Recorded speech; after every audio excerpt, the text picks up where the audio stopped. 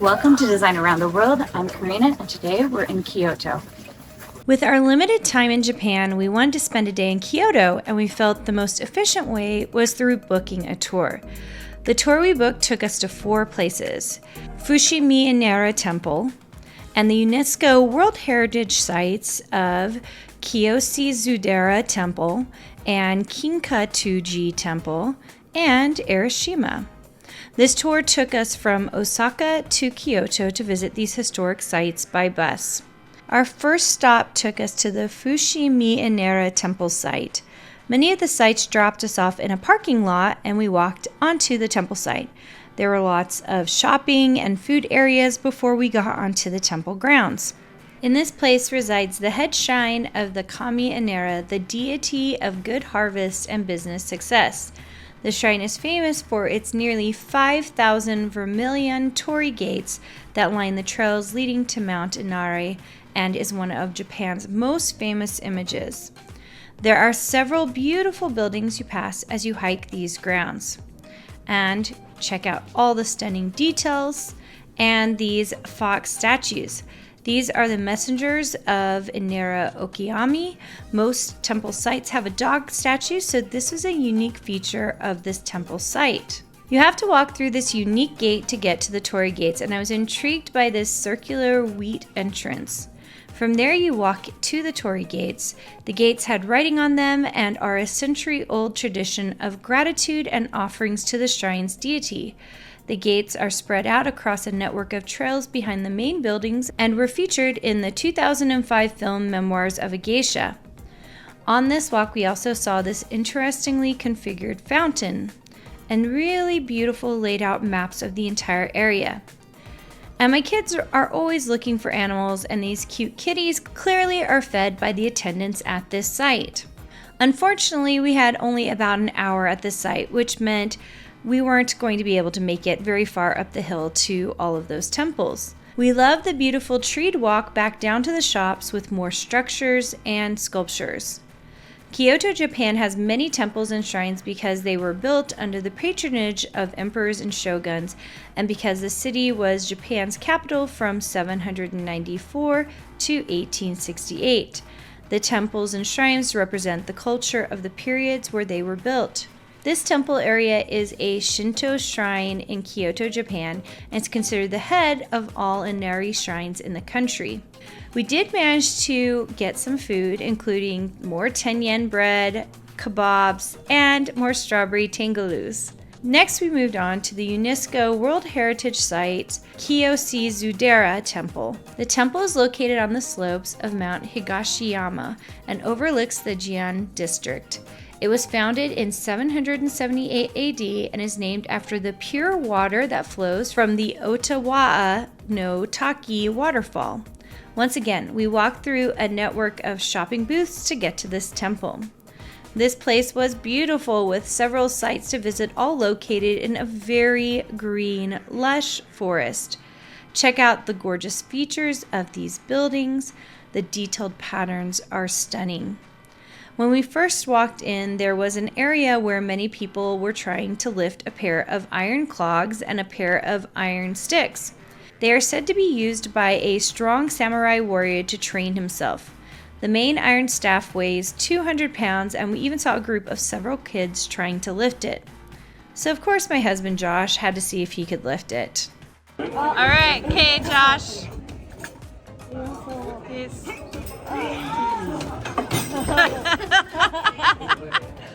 All right, here we go. See, come on, tall guy. Come on. Wait, there's not like a great place to hold it. Oi? Oi? No? Too heavy. Yeah, it's too heavy, Dad.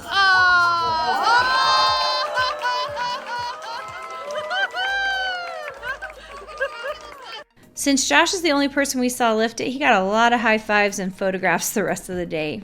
We took some pictures of the amazing view from this building and then headed down to the fountains. And yes, I might have taken some video of the light fixtures because they were so cool and different. To get to the fountains, we went down a long set of stairs.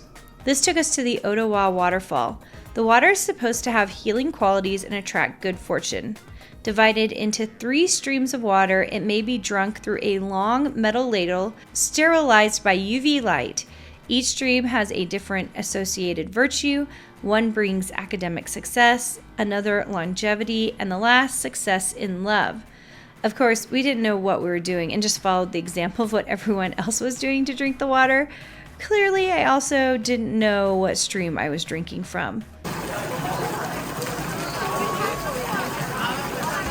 Mom, that's love.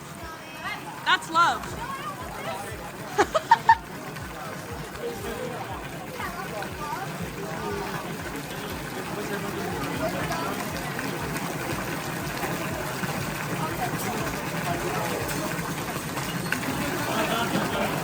From here, we enjoyed a beautiful walk back. I loved how nature is used in every aspect, and things like these little stone sculptures that someone put red aprons on. We did hit more shops and had to check out some of the great designs and trinkets that they held before meeting our group for lunch.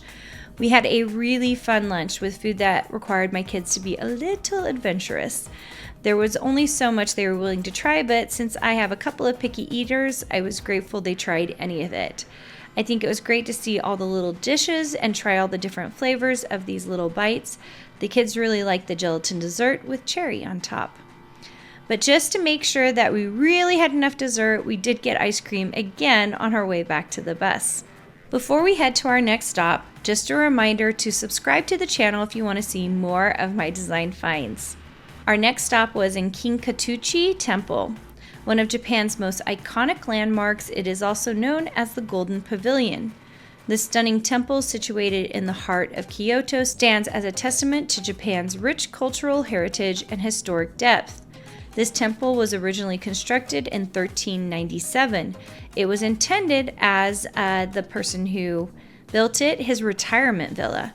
However, following the first owner's death, the villa was transformed into a Zen Buddhist temple by his son. The top 2 floors are famously covered in gold leaf, a feature that not only gives the temple its name, but also symbolizes purity and the impermanence of earthly riches.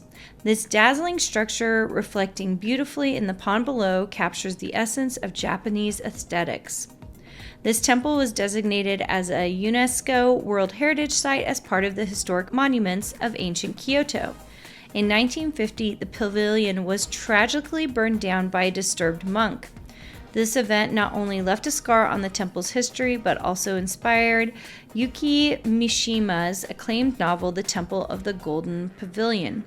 Despite this setback, the temple was painstakingly reconstructed in 1955.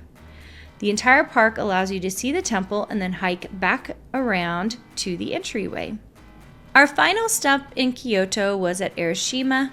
This is also known as the Bamboo Grove, and just like many of the other places, you walk through several shops before getting to this forest. There are a lot of great signs as you walk through, as you can see here, and I was a really big fan of the detailed patterns on many of the buildings once we got into the park. Of course, the big feature here is the Bamboo Grove itself. As you hike through the stalks, they are incredibly high. This lush, towering forest of bamboo offers a serene escape from the hustle and bustle of city life. Despite it being only a couple of minutes from the city, it is very tranquil. The bamboo stalks, which can grow up to 30 meters tall, create a natural canopy that filters the sunlight, casting a gentle diffused light on the forest floor. The rustling of the leaves in the wind produces a soothing soundscape, enhancing the sense of peace and calm that pervades the grove. Bamboo has been a significant part of Japanese culture for centuries, symbolizing strength, resilience, and flexibility. It has been used in various aspects of Japanese life, from construction and craftsmanship to culinary practices and traditional arts. The grove itself is a testament to Japan's reverence for nature and its ability to integrate natural beauty into cultural and spiritual practices. And of course, along the way, I also tried to capture some of the fabulous patterns being shown.